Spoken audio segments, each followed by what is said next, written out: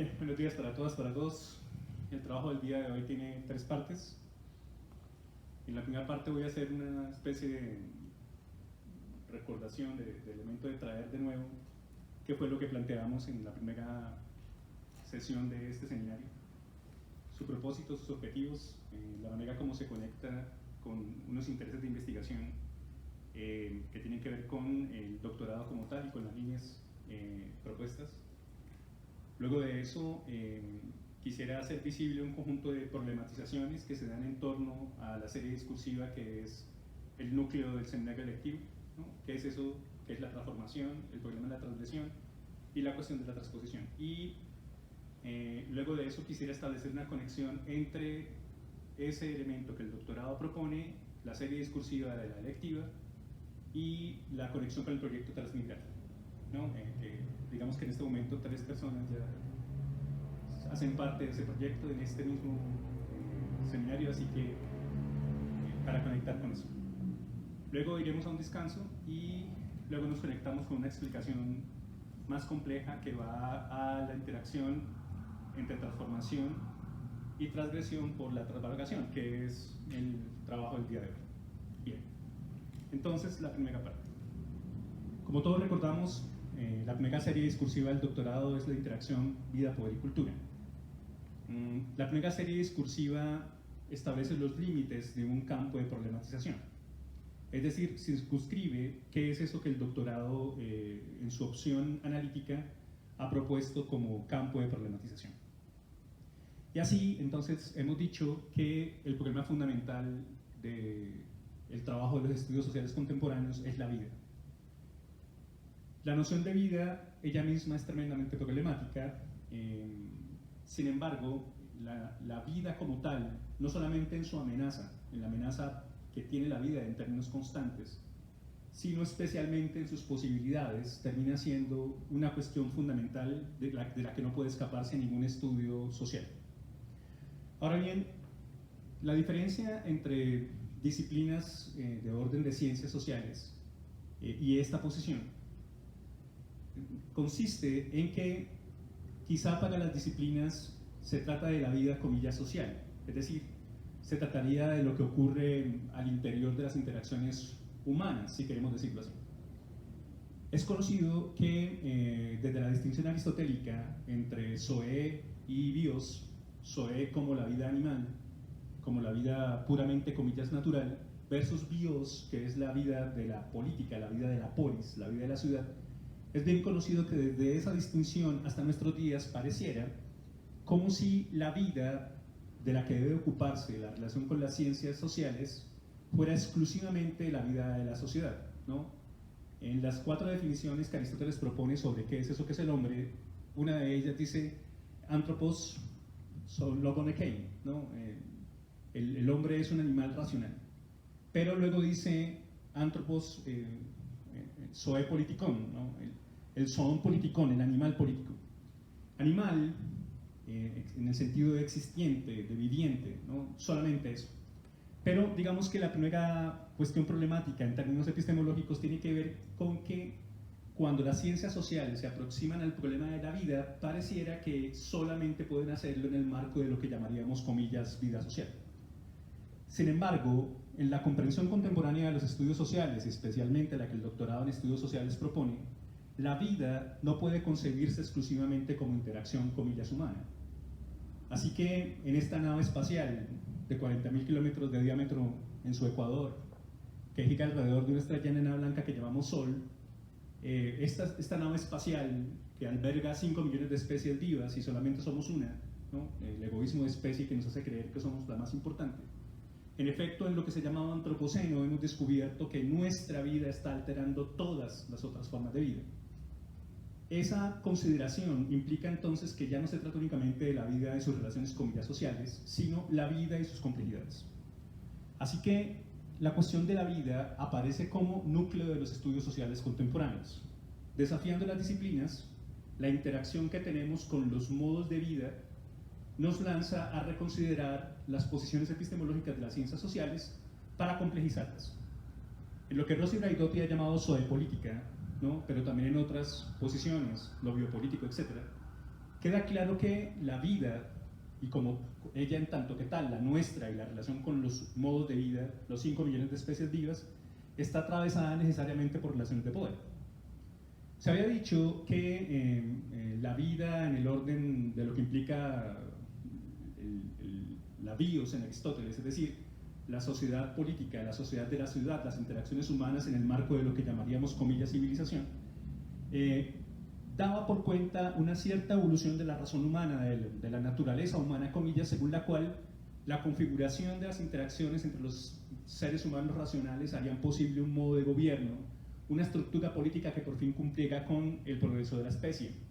Esa ilusión, que sustentó en gran parte de la historia, se destruye hoy cuando reconocemos que la vida es mucho más compleja que nuestra vida, comillas, nuestra vida siempre un conjunto de relaciones con otros modos de vida, y al mismo tiempo que el poder era algo así como las interacciones con las modalidades institucionales que conforman lo social. Cuando reconocemos que hoy el poder es la posibilidad de dirigir la conducta de otros, establecer el cálculo estratégico de las acciones de otros, etc., encontramos entonces que el objeto del poder hoy, su objeto favorito es precisamente la vida. Bien sea la vida en tanto que capturada en el orden de una interacción entre el capitalismo y la democracia, una vida que es sistemáticamente explotada, no únicamente la vida humana, sino la vida de millones de especies, de montones de especies, una vida que ha sido sometida a la configuración con la alimentación de esta especie, que tiene que ver con las experimentaciones médicas que se hacen con otras especies vivas, etc. La captura de la vida de hoy desafía las ciencias sociales, comillas, para plantearles que necesitamos un conocimiento nuevo acerca de la relación entre vida y poder. Profe, dos cositas, una pregunta. ¿La clase podemos interactuar? Sí, siempre. Sí, bueno, es que cuando su merced dice que la vida con esa concepción poshumanista de Rawls y Braidotti no estaba en las ciencias sociales, yo creería que de pronto en la ciencia como tal positivista de pronto se ve una diferenciación, pero en las ciencias sociales siempre ha habido ese interés por el medio en el cual el hombre se desarrolla, no solo el hombre. O sea, no se puede desconocer esa... Sí, usted tiene toda la razón. La pregunta por el medio fue un asunto importante que surgió especialmente después de la Segunda Guerra Mundial. Es decir, cuando empezamos a entender qué era lo que estaba pasando con las interacciones humanas a la hora de destruir la vida, ¿no? O configurar la vida. La noción de medio es muy antigua en ciencia política. Serán los desarrollos de la biología en el siglo XIX las que se preguntarán por el problema del medio, ¿no? La prueba de eso es que ya hay teorías sobre el medio en biología. En esa época, y Nietzsche, por ejemplo, se hace la pregunta por el medio. De hecho, en esos discursos gubernamentales, Foucault hace visible cómo la pregunta por el medio ya aparecía a mediados del siglo XIX. Así que digamos que sí, el problema del medio es fundamental, pero no el medio como, comillas, medio ambiente. Es decir, tendrá que aparecer a finales de los 50, inicios de los 60, la certeza de lo que estaba pasando con los niveles de contaminación de la producción industrial, etc., para desde ahí hacerse la pregunta, comillas, por el medio ambiente. La pregunta por el medio era antes la pregunta por cómo diseñar la ciudad, cómo circula el agua en la ciudad, cómo circula el aire en la ciudad para evitar infecciones, enfermedades, etc. Eso es cierto. Pero hay una tremenda ruptura cuando comprendemos que es la vida misma en su expresión, en sus millones de expresiones, la que se convierte en el problema central de lo político hoy. Y no únicamente eso que llamamos, comillas, vida humana y su interacción con el, comillas, medio ambiente. De tal manera que si decimos medio ambiente, estamos haciendo una separación entre nuestra vida y las otras formas de vida, cuando las perspectivas contemporáneas, no solamente Braidotti, ¿no?, insisten en que no es viable separar nuestra vida de las otras vidas, y que las relaciones de poder que estamos generando, por un lado, están capturando la vida social completa, están capturando la vida biológica completa, con el propósito de hacerla establecer como mercancía, como elemento de consumo, como modalidad de explotación. El análisis que Braidotti hace acerca de las formas de dominación contemporáneas en las que las mujeres hacen parte de esos modos de dominación, está el hecho de que el tráfico de especies es el tercer tráfico a nivel mundial. Se pensaría que el tráfico de especies es una cosa menor, y sin embargo Braidotti hace visible cómo se equipararía un poco la explotación sistemática sobre el cuerpo de la mujer con la explotación que hacemos de la vida misma.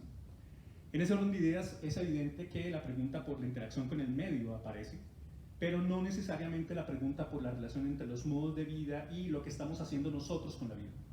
Sería lo mismo hablar de ecosistémica, una visión ecosistémica o sistémica Sí. al posmodernismo que se plantea desde la serie discursiva vida.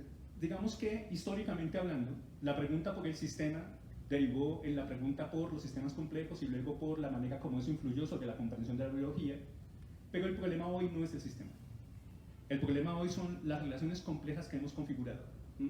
Veremos eso un poco más adelante en las cuestiones ontológicas que quiero proponer, pero inicialmente en las reflexiones actuales sobre la interacción entre la vida y el poder, ya no se trataría de que el hombre es un animal político en la definición de Aristóteles, que vive en ciudades, etc., sino que hoy lo que somos, ¿no? Porque cuestionamos incluso la naturaleza humana hoy, consiste en un conjunto de interacciones complejas con la vida que, por un lado, implican las relaciones de las consecuencias que tiene nuestro modo de vida, la pregunta por cuál modo de vida y, por supuesto, la pregunta por la evolución compleja de todo el sistema vivo, si quiere llamarlo así.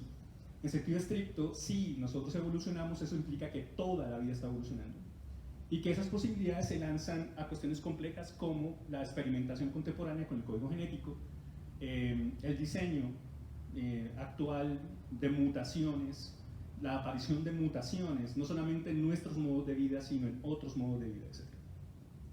Lo que lanza entonces la pregunta por la relación con la cultura, en el sentido en que naturaleza y cultura supuestamente eran opuestas.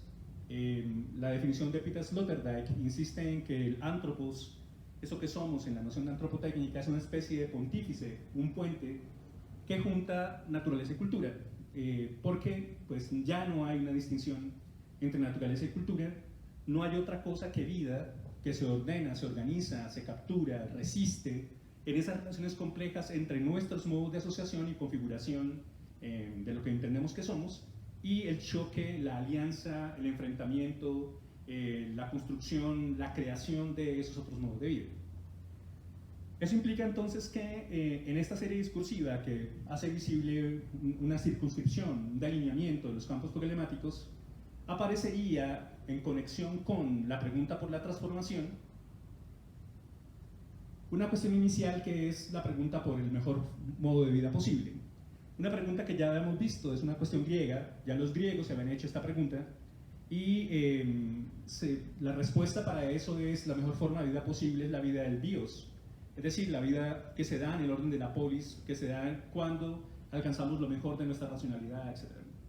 Pero a pesar de que la pregunta es tan antigua, la pregunta tiene impacto todavía hoy. Hay una trampa retórica compleja en la cuestión de lo mejor, ¿no? Cuando se dice la mejor forma de vida posible, hay una pregunta fuerte ahí que los griegos comprendían distinto a nosotros. Sin embargo, hoy la pregunta de alguna manera está presente acá en el orden de cuál es esa vida que deberíamos vivir. Es decir, cuál es esa vida que somos capaces nosotros de llevar, pero al mismo tiempo qué relaciones podemos tener con la vida. Una cosa es el problema de la virtud clásica en Aristóteles, en la que la virtud es un hábito selectivo que consiste en elegir siempre el término medio conforme a la razón, o como leer un hombre prudente, en la definición que aparece en el capítulo 6 del libro 2 de la Ética Nicómaco, en la que ahora la máxima expresión de mi ser se hace patente en mi virtud. A esa máxima expresión de mi ser se le dice en griego eudaimonía, que traduciríamos hoy como felicidad.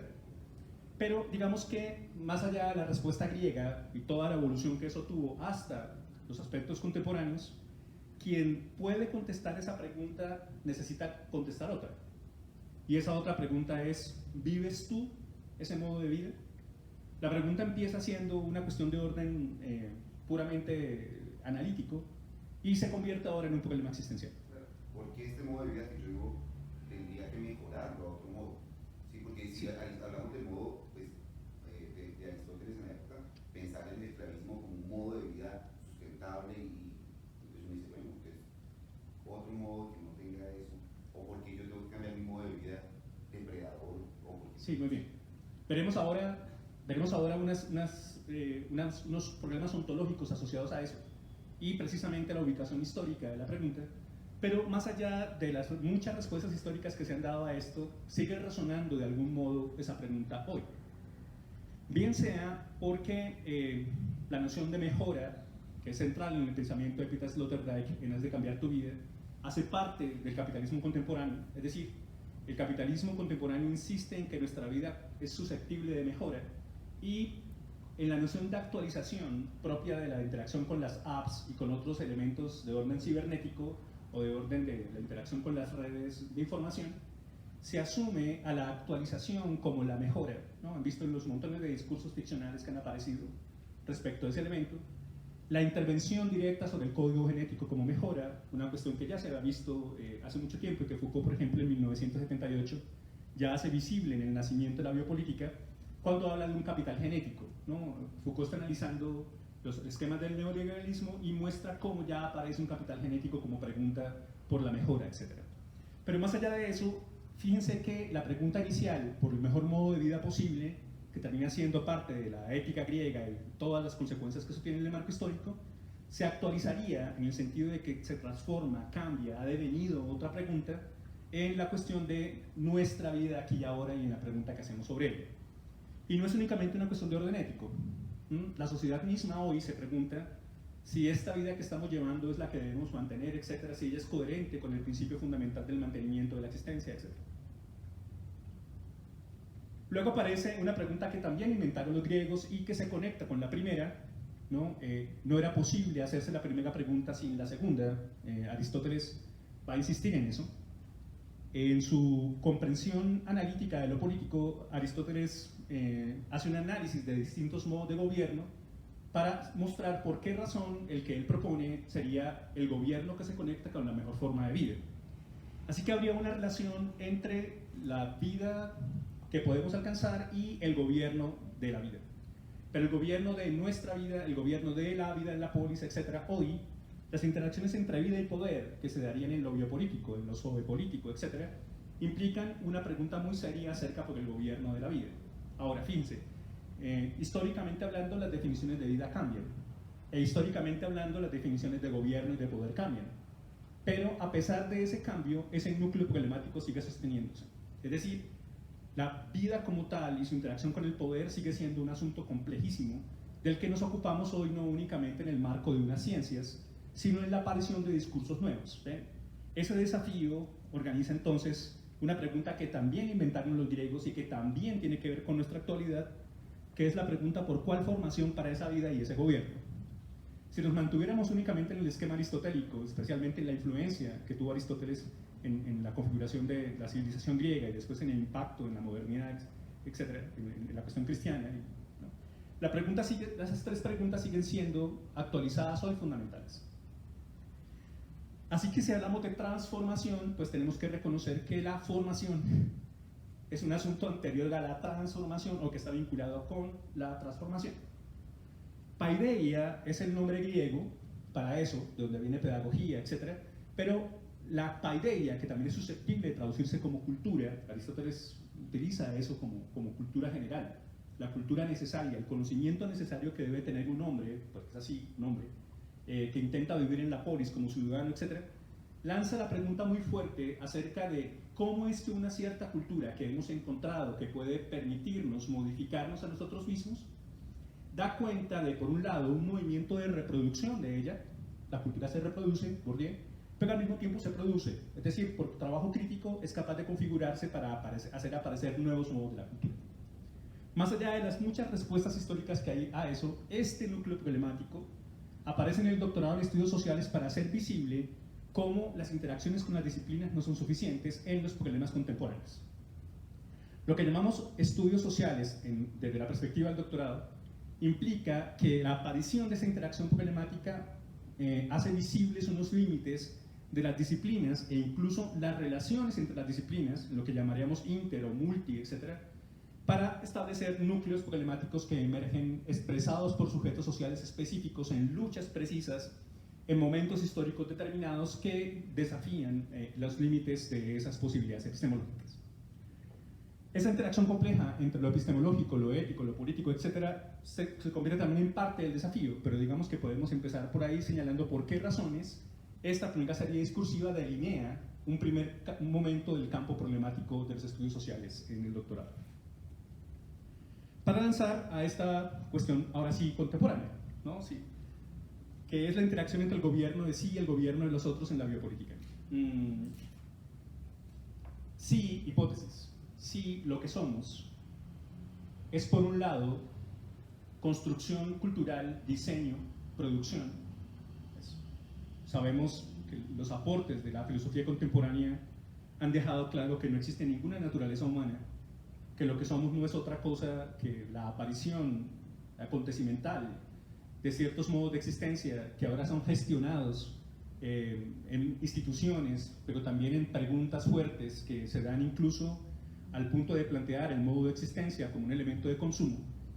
Entonces, el problema central de la interacción vida, poder y cultura podría ser, entre muchos, porque estamos hablando desde la línea de subjetividad, diferencias y narrativas, la aparición de la comprensión por lo que somos, de lo que pasa con lo que entendemos que somos, como producto, diseño, configuración, construcción de unos dispositivos, de unas modalidades institucionales, de unos elementos gubernamentales. Cuestión que tendrá que ver también un poco con lo que Transmigrar está planteando como proyecto, pero más allá de eso, implica una tremenda pregunta en el orden de la cuestión del sujeto, ¿no? Sí somos diseño, sí somos construcción, sí la sedimentación ontológica de lo que somos se ha organizado en cuestiones culturales, históricas, políticas, económicas, etc., entonces nuestra apreciada interioridad, comillas, nuestra apreciada manera única de ser, comillas, la exigencia por la autenticidad que plantea el existencialismo, o que incluso aparece en la pregunta por la estética de la existencia, en el sentido del sí mismo como obra de arte, queda en cuestión. ¿Existe de verdad, pregunta tramposa de orden retórico, existe de verdad una expresión única de la vida en mi ser? ¿Soy yo, comillas, de verdad, una expresión única e irrepetible, una existencia, etcétera? Es suficientemente conocido que hubo un momento en el que no se pensaba en esa individuación, pero luego aparece históricamente una cierta obsesión por lo individual, un esquema en los que la filosofía crítica de segunda generación, Nietzsche, Marx, Freud, tendrán un tremendo impacto, pero la pregunta por lo que somos, en tanto que somos eso que somos, termina siendo el núcleo de la filosofía del siglo XX. Y básicamente por la cuestión relacionada con la certeza, una cierta certeza de que lo que yo soy, ¿no?, es único, irrepetible, que necesita configurarse desde un propósito, un cierto sentido, en el lenguaje de la hermenéutica, un proyecto, Heidegger y su impacto en la hermenéutica, una dirección, un propósito, un hacia dónde, etc.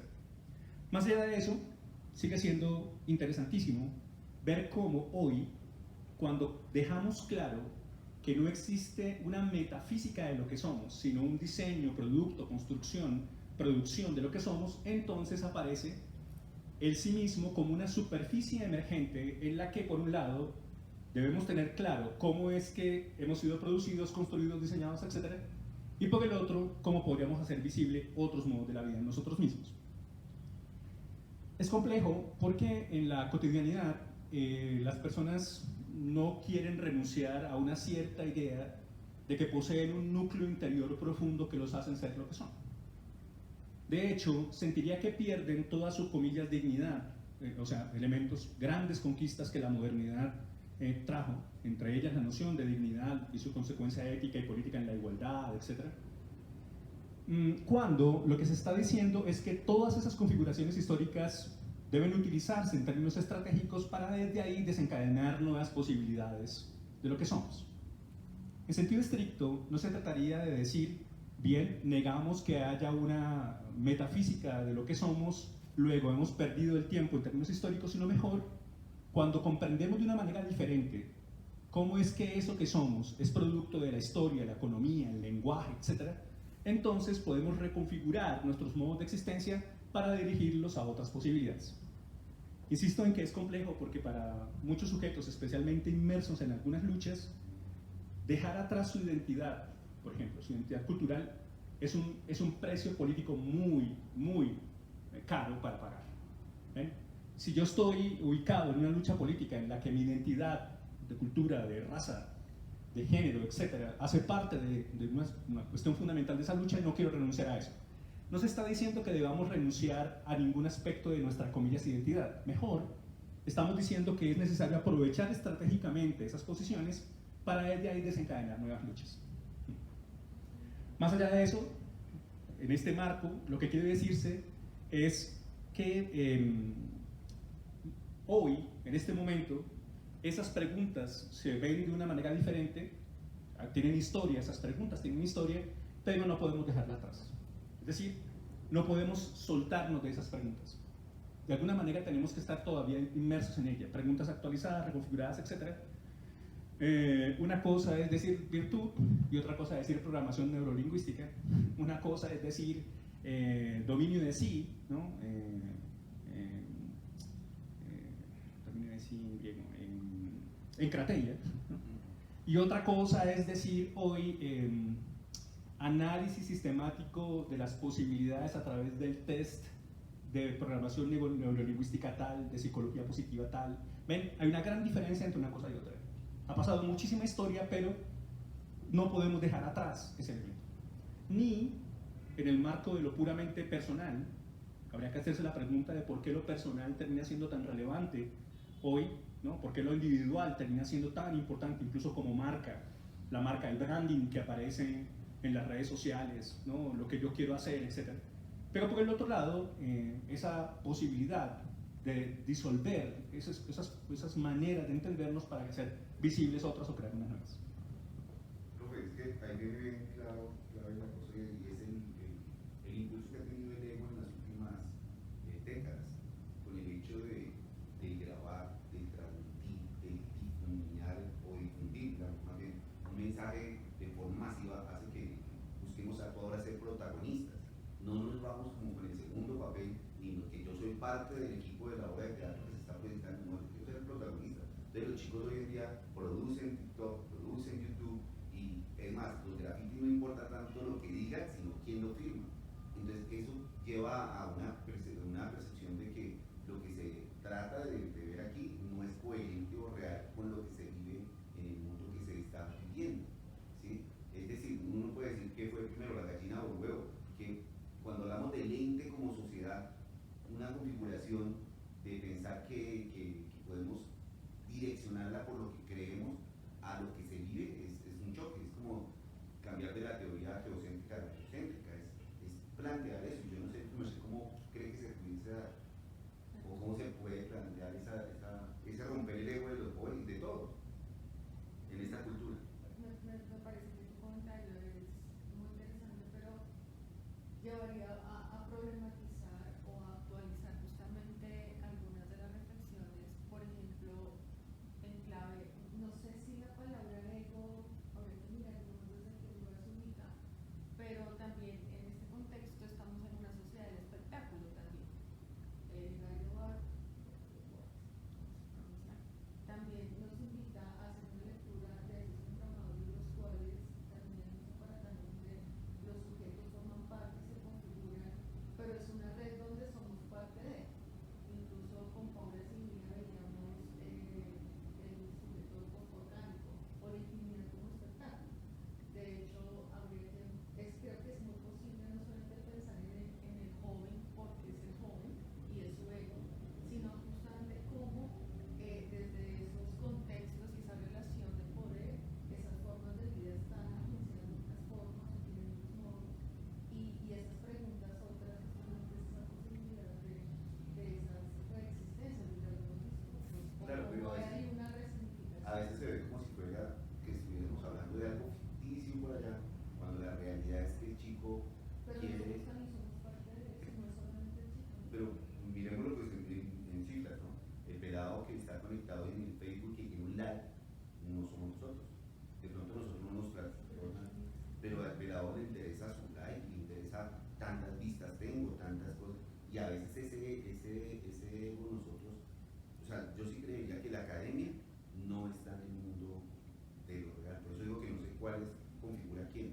Pero entonces ahí entraríamos a una pregunta por la crítica en el sentido de esa formación para el gobierno de la forma de vida, ¿no? Sí, pues le agradezco mucho que haga esas conexiones justamente porque pues, hasta ahora vamos en la primera serie discursiva y esto va avanzando, o sea, hay elementos, pero es cierto que es necesario hacer un conjunto de distinciones para poder metodológicamente hablando avanzar en las investigaciones. En la crítica que usted acaba de hacer respecto de si en efecto un análisis como este se conecta o no con la vida. O sea, hace la pregunta por la vida y pareciera que la objetiva y se distancia de ella. Cuando lo que queríamos decir es que es posible hacer diferentes preguntas acerca de esto. Una cosa es hacerse la pregunta de cómo ocurrió históricamente hablando que la noción de ego aparezca en nuestros discursos contemporáneos para resolver la pregunta por lo que somos. Y eso tiene una respuesta, es posible hacer un análisis sobre eso. Y otra cosa es decir, cómo en una problematización específica en la que unos sujetos están en unas ciertas luchas precisas, bien sea por captura, diseño o resistencia, eso que yo entiendo que soy es capaz de enfrentarse a la captura, al diseño, a la configuración que se le está presentando. Ahora, aunque es parte de la segunda serie discursiva, ya mostraré cómo funciona eso, lo que sí es cierto es que es posible hacer muchas preguntas, pero es necesario distinguirlas en el orden de la investigación. Una cosa es mostrar cómo estos núcleos problemáticos, estas problematizaciones, aparecen en la historia y cómo no nos dejan en paz hoy. Y otra cosa, el aspecto metodológico, que se verá al final del trabajo del día de hoy, que hace visible cómo en la investigación social contemporánea es posible hacer visible cómo unos sujetos se interrogan acerca de sus modos de existencia y cómo desde ahí hacen un trabajo crítico que les permite lanzarse a buscar otras posibilidades. ¿Sí?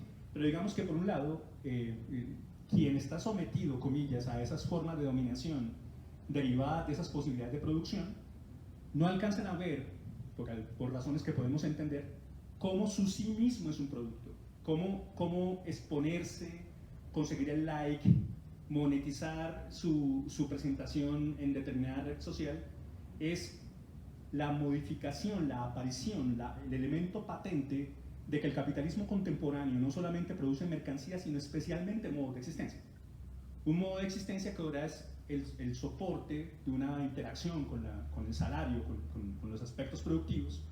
Esa mutación del capitalismo implica una mutación ontológica de lo que somos. Pero es un asunto que podemos ver en la segunda serie discursiva.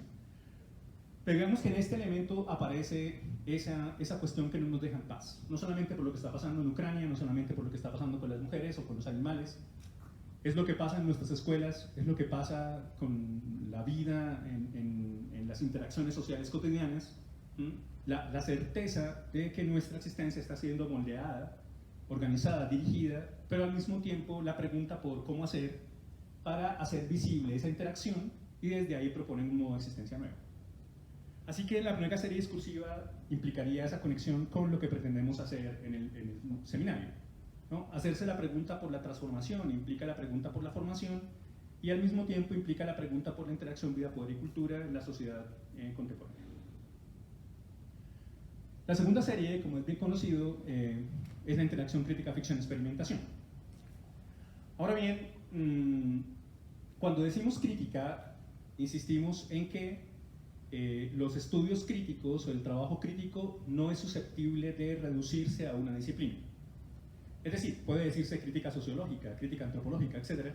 Pero la crítica parece escaparse de esas circunscripciones epistemológicas para plantearse cuestionamientos que por un lado implican la conexión histórica con lo que está ocurriendo, es decir, toda crítica situada, específica. Ninguna crítica es, ¿cómo decirlo?, desencarnada. Toda crítica está en el marco de una situación específica, lo que implica que no es suficiente con decir que una crítica está subordinada a una cierta consideración puramente disciplinaria. Y aunque es cierto que no hay crítica sin historia, la historia no... la crítica no puede reducirse únicamente a lo histórico como disciplina, comillas, por más que la historia misma se haya modificado, etc. Y así. Lo que sí es cierto es que hay un momento en el que el análisis de lo que nos está ocurriendo, de esto que pasa, implica unos criterios que han sido construidos a través de unas ciertas reflexiones, susceptibles de aparecer en disciplinas y en otros campos de saber, pero la crítica no se subordina a los límites de esos campos. La crítica excede, escapa de esa condición, lo que implica entonces un desafío a los límites de las disciplinas. Eso no le quita un ápice al hecho de que al interior de las disciplinas haya crítica, pero ninguna disciplina puede apropiarse de la crítica, ¿no? De hecho, el ejercicio de crítica implica construcciones de criterios que pueden darse desde saberes sometidos, es decir, desde saberes que no necesariamente están en el marco de un saber universitario, de un saber sancionado, etc.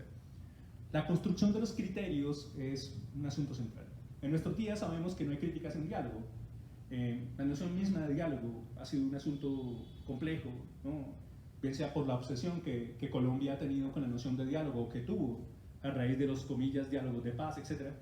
Pero esa interacción dialogante, en la que, por ejemplo, el debate Foucault-Habermas hace visible que el problema ya no es la comunicación, sino que el problema es justamente las interacciones de poder. Es decir, los modos como los discursos, el lenguaje, la comunicación misma es una situación estratégica.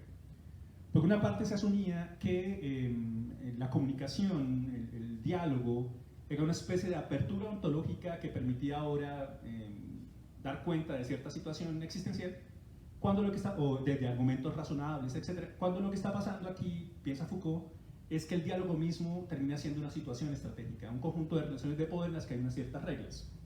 Sería tonto suponer que no hay poder sin reglas, ¿no? O sea, al contrario, pero siempre que hay poder hay reglas, pero digamos que el ejercicio crítico permitiría cuestionar, por un lado, las reglas, sus relaciones, etc., y por el otro, los efectos de poder que esas reglas y esos discursos generan.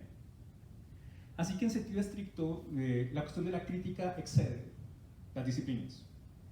Y la excede justamente porque aparece históricamente hablando la certeza, paradoja, de que toda verdad es ficcional.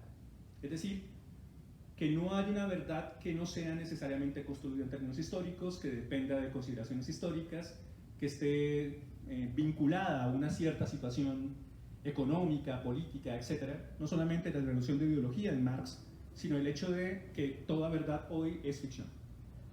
Ahora, el problema de la verdad como ficción no es que sea puramente invento, es que funciona. Y en tanto que funciona, que diversas verdades funcionan como modalidad explicativa, etc., termina desafiando entonces lo que entendemos por crítica.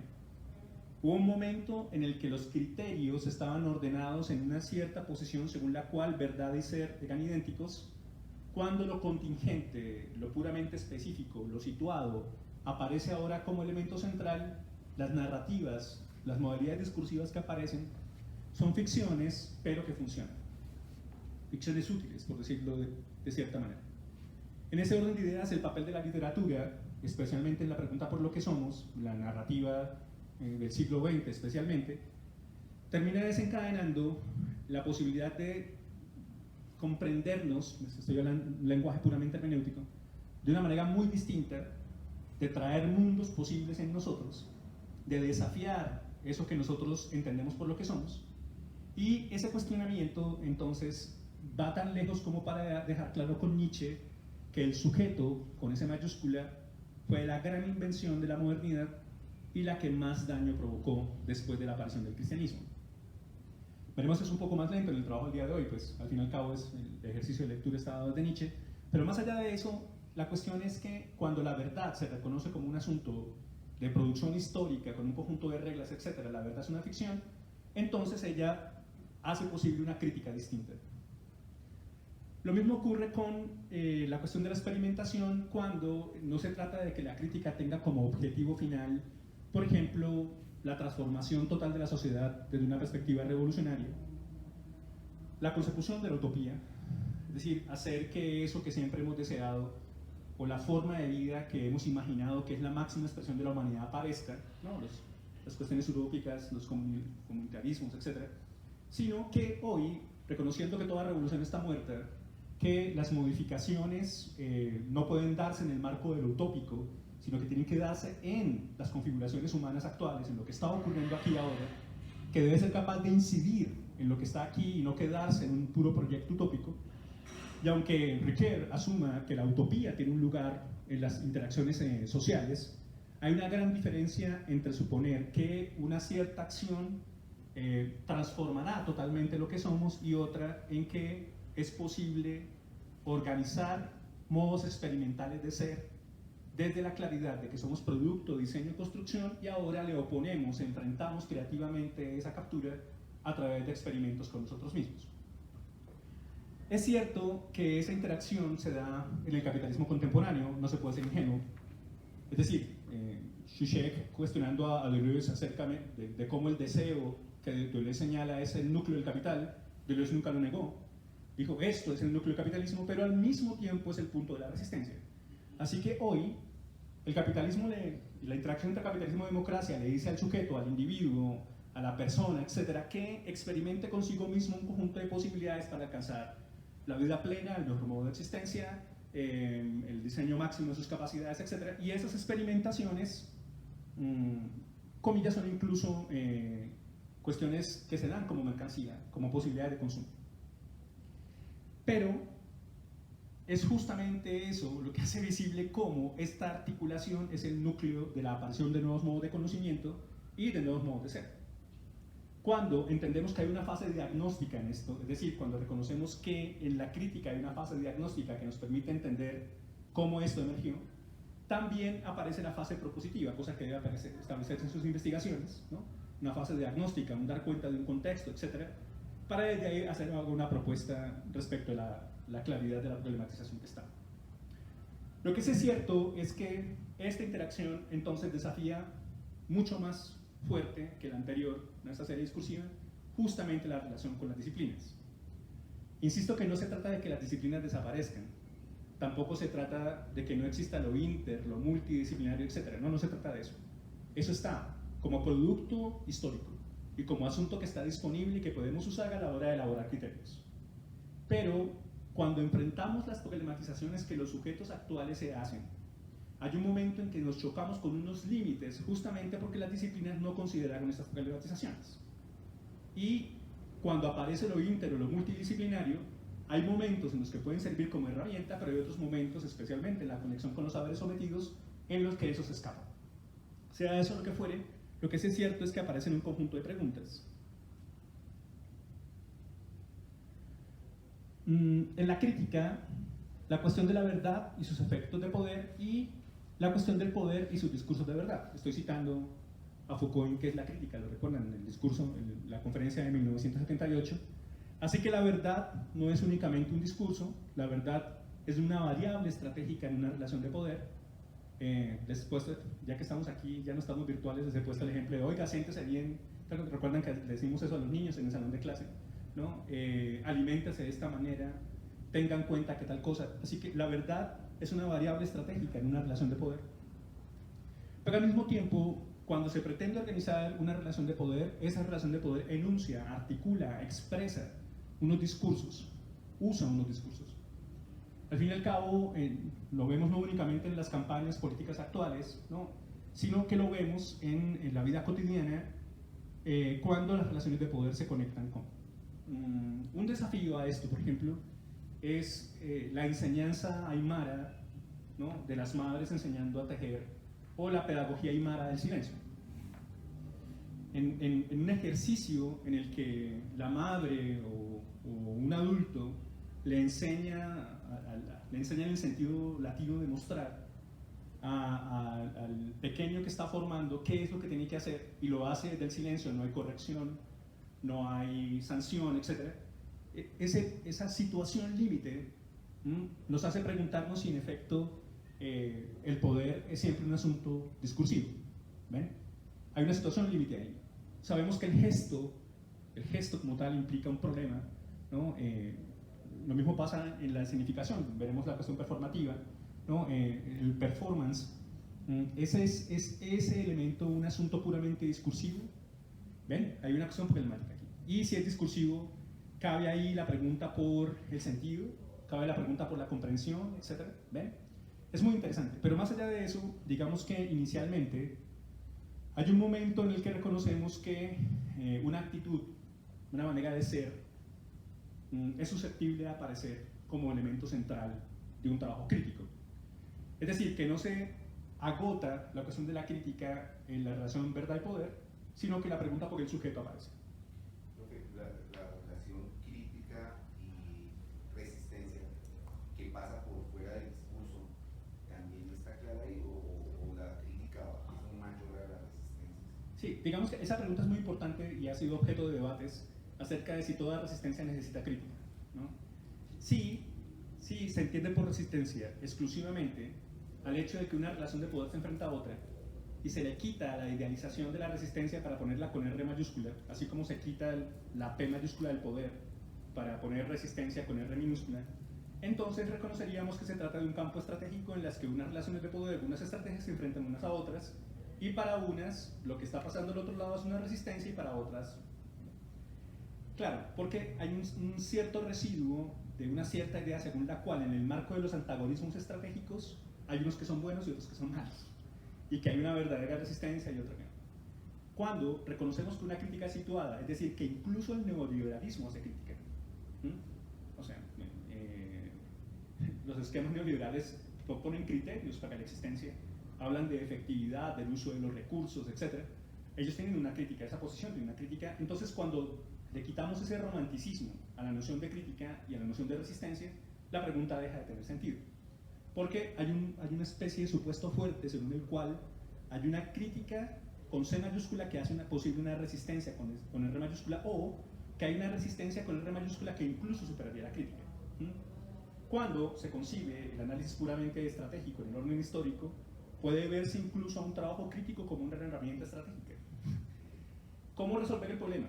¿No? Foucault piensa, y de ahí eso tiene impacto en las reflexiones contemporáneas, que hay que reconocer que es la actitud que un sujeto asume respecto de su propia vida la que empieza a tener ahora valor a lo largo de la idea de que mi propia existencia podría ser el núcleo de un enfrentamiento estratégico cuando reconozco cómo es que yo he sido capturado, diseñado, configurado, etc. y cómo podría enfrentar eso. Veremos un poco más adelante eso en la noción de genealogía, pero pues todos recordamos que la metodología genealógica en Nietzsche y posteriores tiene un compromiso político, no en el sentido de decir haz esto en términos de partido, etc., sino haz visible estos puntos de ataque, muestra estratégicamente hablando cómo estos flancos, cómo estas estrategias, cómo estos elementos funcionan para averiguar cómo atacarlos. Entonces, en ese orden de ideas es muy distinto cuando la crítica funciona como herramienta para que una captura funcione, al trabajo crítico que tiene por objeto cuestionar esas capturas para proponerse ahora la pregunta por cuáles flancos de ataque, en este caso en términos de experimentación, ¿no?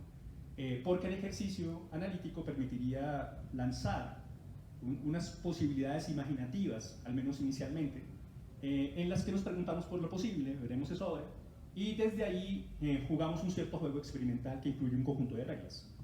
Pues porque, como veremos al final en Braidotti, en lo que implica la cuestión del principio de sostenibilidad, ¿no? Pues, y con Deleuze, pues puede pasar que mi experimentación me lleve a la muerte, a un agujero negro deseante, es decir, que mi deseo quede capturado en una especie de ciclo de no retorno en la que ya no puede salir y queda ahí atrapado, etc. Pero más allá de eso no habría un privilegio ni siquiera de la experimentación, porque alguien puede experimentar consigo mismo en la búsqueda de unos ciertos placeres y puede hacerlo completamente subordinado a una nueva máquina de gestión del capital. Pero podría hacerlo también luego de un trabajo crítico que muestre cómo su propia experimentación es un trabajo de ataque, es decir, cuáles son los puntos que atacan. Metodológicamente hablando, esto es muy interesante cuando en la investigación, por ejemplo, queda claro cómo los sujetos dan cuenta de los puntos de ataque a través de un ejercicio crítico. Pero eso no siempre ocurre. Ahora, hay una pregunta estratégica cuando alguien pretende resistir, esa pregunta es real, pero no necesariamente ese ejercicio consiste en desencadenar un cierto modo de vida como herramienta central de una resistencia. No siempre, no siempre. Bien. Luego aparece en la ficción el problema de la verdad como invención. Ya es un problema porque algunos no aceptan que la verdad es un invento, ¿no? Situada, contingente e interesada, ¿no? Algunas personas tampoco aceptan hoy que la verdad tenga intereses, ¿no? En 1976 Foucault dirá en Verdad y Poder que no hay nada más interesado que la verdad, es decir, Nietzsche ya lo había dicho, pero digamos que desde ahí queda claro que no, la verdad no está aséptica, no es aséptica de las relaciones de poder, etc., está siempre contaminada por ellas, y contingente porque no hay verdad absoluta, toda verdad es producto ubicado, etc. Así que la verdad es invento, y hay muchos modos de inventar una verdad, que van desde herramientas estéticas en la literatura, etc., hasta saberes que aparecieron con el propósito de dar cuenta de lo que somos, ¿no? Hay un momento histórico en que hay unos saberes que aparecen con un objeto nuevo, un objeto de saber nuevo, que es la objetivación de lo que somos, un saber sobre lo que somos. Ahora, si la verdad sobre nosotros mismos ha sido diseñada desde esos ciertos saberes, ¿Qué ocurre cuando, conscientes de la ficción, situadas, etcétera, nos hacemos la pregunta por verdades otras o verdades posibles sobre nosotros mismos? Y en la cuestión de la experimentación, que empieza con la cuestión de la estética de la existencia en Nietzsche y en otros, acerca de la vida como obra de arte, no arte en el sentido solamente purista, estético, ¿no?, de lo original, etcétera, sino en el sentido de tekné, ¿no?, arte, así se dice arte en griego, en la doble condición de tekné. El carpintero es un técnico, ¿no?, pero también es un técnico el que maneja un barco, ¿no?, en Grecia clásica. También es un técnico el piloto de una nave, y también es un técnico el médico, un iátricos, pero también es un técnico el gobernante, ¿no? Hay un arte del gobierno de la Grecia clásica y eso tendrá un impacto en la cuestión contemporánea hoy. Digamos que cuando reconocemos que es posible desplazar, incorporar, conectar técnicas, trabajos técnicos sobre nosotros mismos para organizarnos como diseño, aparece entonces la pregunta por la experimentación. En los debates entre experiencia y experimentación, que digamos sería el núcleo del debate entre hermenéutica y genealogía, alguien diría que, por ejemplo, en el enunciado contemporáneo de no compres cosas, no regales cosas, regala experiencias, comillas, en ese enunciado se está proponiendo que lo que el sujeto siente es el verdadero propósito del consumo.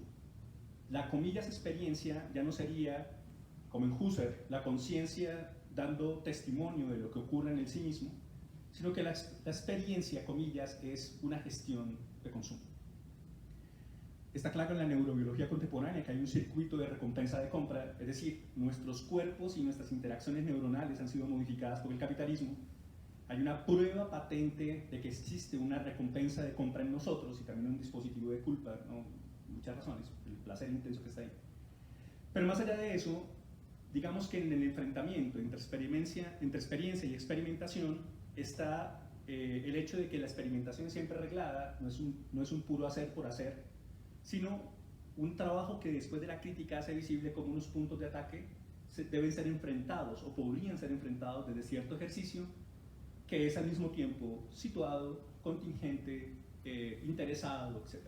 No hay una experimentación definitiva y si Negri y Hart tienen razón, la máquina devorará, capturará la experimentación y la convertirá de nuevo en un asunto de dominación. Porque eso, la experimentación debe ser constante y debe ser capaz de desafiar esos modos de captura. Para lanzar entonces esta pregunta contemporánea. El paso de la identificación entre la verdad y ser, ¿no?, está con mayúsculas, ¿no?, en un sentido, a la verdad sobre sí mismo como variable estratégica de gobierno.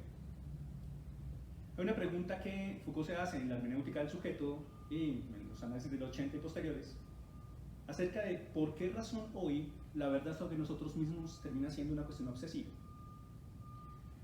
En los análisis que Foucault hace en Grecia clásica y en el cristianismo, para tratar de dar cuenta de esa arqueología del psicoanálisis que quería hacer, muestra cómo la identificación entre verdad y ser, es una identificación bastante amplia en términos históricos, terminó haciendo que la verdad exigiera de nosotros un conjunto de cambios, transformaciones.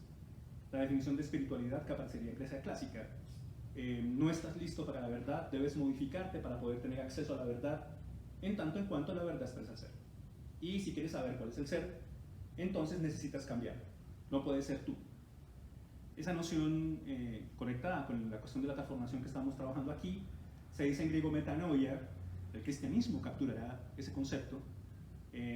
Metanoia es conversión, se traduce en latín como conversio, y hay una metanoia cristiana, ¿no? Esa metanoia cristiana es el encuentro de Saulo con Jesús en el desierto de Damasco para dejar de ser Saulo y convertirse en Pablo, ¿no?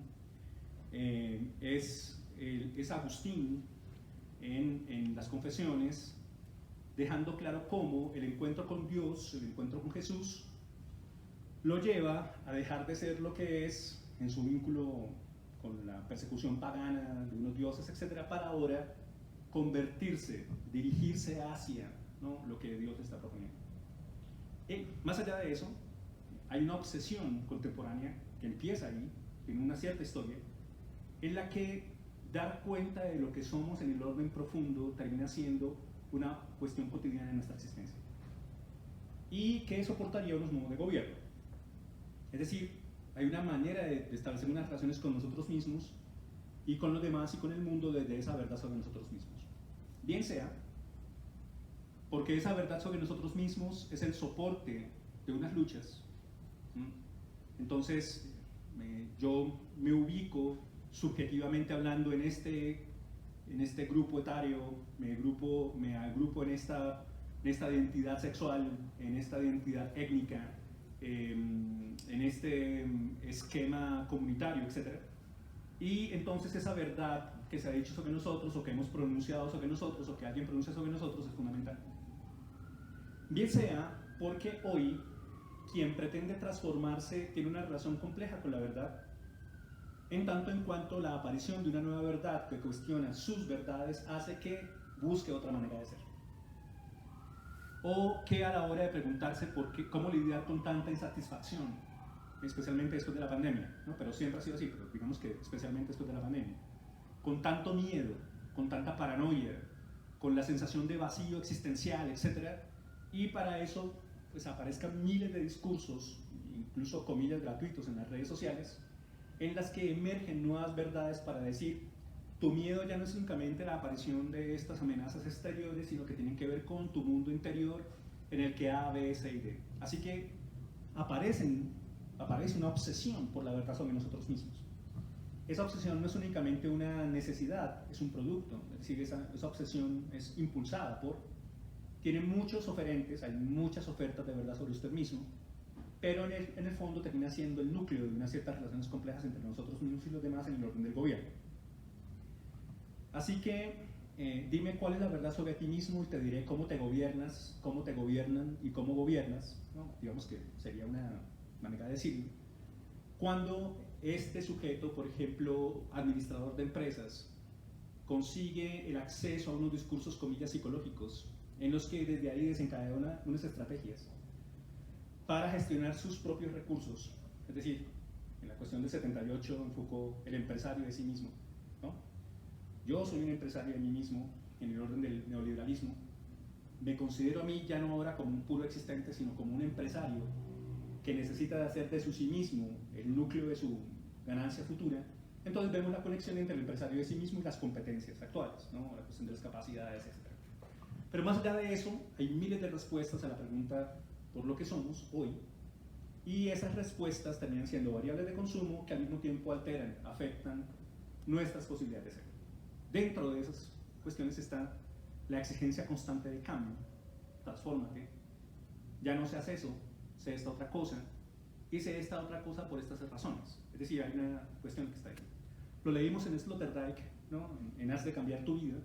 El imperativo metanoético cambia, cambia, cambia, cambia.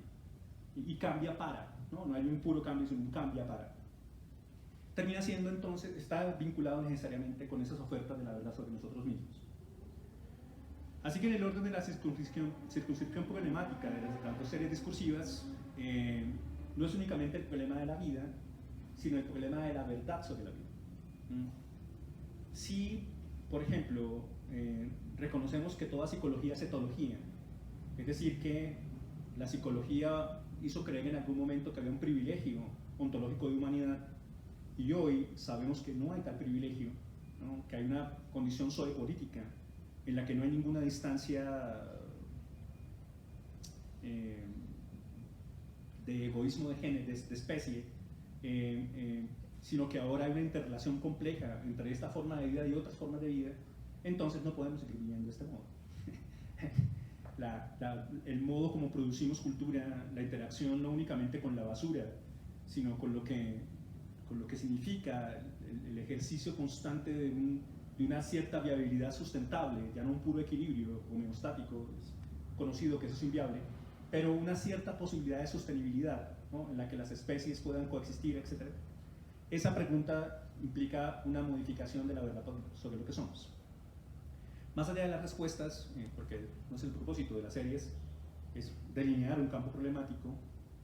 hoy, no importa de qué sujeto estemos hablando, de qué posición social, de qué lucha política estemos hablando, esa lucha política está inmersa, conectada de algún modo en unas respuestas a la pregunta por lo que somos. En las estrategias contemporáneas en Colombia en el orden político, ¿no? Que están pasando en estos días acerca de las elecciones, se les está entregando a los sujetos una verdad sobre ellos que terminan consumiendo como estrategia, para suponer que en efecto ubicarse en el lado A, en el lado B, en el lado C, etc., tiene una relación directa con su, comillas, personalidad o con su modo de ser. Tal vez hayan hecho un análisis lingüístico, semiótico, de lo que está pasando con las campañas, pero cuando una estrategia electoral dice no votes por A o por B, sino vota por ti mismo porque el otro es el enemigo, esa otra versión de la existencia es la mala, etc. Cuando esa organización funciona, entonces hay sujetos que están siendo capturados por esa adquisición de una cierta verdad sobre sí mismo. Yo soy quien defiende A, B, C, y entra a ese juego estratégico. Pero la pregunta sigue siendo muy importante. ¿Cómo ocurrió históricamente hablando que la verdad sobre nosotros mismos se haya convertido, por un lado, en una obsesión, pero por el otro lado, en una variable estratégica y unas relaciones de poder que nos dicen qué debemos hacer, cómo producir, etc.? Y al mismo tiempo, cómo esa posibilidad analítica en esta relación crítica, ficción, experimentación nos permite entender qué fue lo que pasó, qué ficciones y qué verdades se produjeron y cómo podemos atacar esas verdades desde experimentaciones específicas. Prácticas que se están dando, es decir, esto ya no es únicamente la serie discursiva en el orden de lo comillas abstracto, sino que si vamos a las prácticas, encontraremos hoy prácticas en las que eso ocurre. Profe, la relación crítica, ficción, experimentación vista como crítica, resistencia, ficción como planeación y experimentación como puesta en escena, ¿también se tiene en cuenta? Sí, hay muchos modos, ¿no? Digamos que las series discursivas solamente quieren delinear los campos de problematización. Pero es evidente que esto hay que llenar. Deleuze llama esto máquina abstracta. Bueno, pues yo pienso que esto sería una máquina abstracta. Deleuze dice máquinas abstractas, reglas concretas. ¿Qué hay que hacer? Tomar la máquina abstracta y repletarla de reglas concretas, ¿no? En este caso, pues repletar esto de esquemas concretos implica pues ir a las prácticas. Pero aquí cuando se dice esa interacción, se muestra que hay muchísimas posibilidades de eso. Y que sería posible ir a prácticas concretas, específicas, situadas en las que se hace patente cómo funciona, ¿no? La tesis doctoral de Hernán, ¿no? Empezó con unas experimentaciones de orden estético, está publicada, puede reclamar el libro acá, del cuerpo, biohacking, bioarte, etc. Esa experimentación, ¿no? Empieza siendo un modo de alterar la propia vida, el propio cuerpo. Veremos eso un poco más adelante en la cuestión de las transgresiones. Pero por un lado, esa mutación, ese devenir X-Men, etcétera, ¿no? Alterarse empieza siendo un ejercicio transgresor y luego termina siendo una cuestión capturada. En la obsesión del capitalismo contemporáneo por el supersoldado o por el superproductor, esas mutaciones se están ubicando ya, ¿no? Estamos en el momento en que, por ejemplo, aparecen apps espirituales, ¿no? Aplicaciones espirituales que le dicen cómo obtener calma, dormir mejor, enfrentar situaciones, etc. Pero estamos a nada de la aparición de chips que sean susceptibles de incorporarse en el cuerpo para obtener ciertos estados de tranquilidad, etc. ¿Y dónde aparecen esas experimentaciones? No únicamente en el marco de la neurobiología, sino justamente en cuestiones relacionadas con el biohacking, el bioarte, etc. Así que claro, si Negri y Haft tienen razón y las experimentaciones como resistencia van a ser capturadas en algún momento, hay que avanzar, hay que adelantarse tanto como para que esas experimentaciones, ¿no? Hubo un momento en el que la modificación del cuerpo funcionó como modalidad un poco de ataque directo a lo que entendíamos humanidad, ¿no? El devenir cocodrilo, gato, modificarme el cuerpo, etc. Pero hoy todo eso está capturado ya y parece no tener suficiente fuerza ontológica para mover una resistencia. Es que cuando aparece, por ejemplo, El Mundo Feliz, uno comienza a mirar eso como, uy, qué curioso, ¿no? Es una ficción, es y lo ve como por allá en otro lado. Cuando hoy comenzamos a mirar la experimentación genética, dice, oiga, sí, y cuando uno comienza mire, me dice una reconstrucción de mirar quién era Husserl, y veo que parten del movimiento transhumanista, que no es tanto ficción, sino que ellos estaban planeándose ya un mundo. Entonces uno dice, mira, porque la ficción se vuelve experimentación en el mismo momento de la creación del libro. Sí, claro, veremos el lugar de la ficción literaria, ¿no? Incluso está en el marco del seminario, tal vez vio el esquema, pero lo podemos explicar ahora más adelante. Lo que sí es cierto es que no es únicamente ficción literaria, ¿no?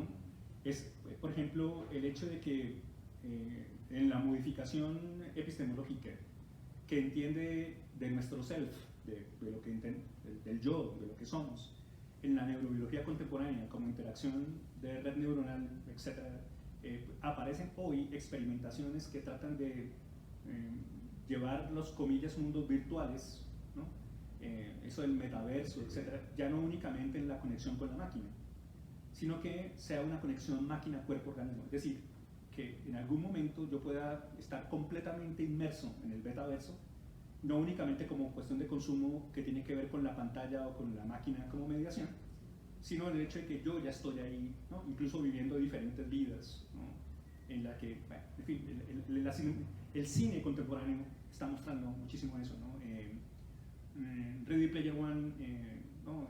Spielberg mostrando cómo ficcionalmente puede pasar que en el futuro cercano las interacciones con los videojuegos, la pop culture, todas esas cuestiones adquieran dimensiones que en momentos, ¿no?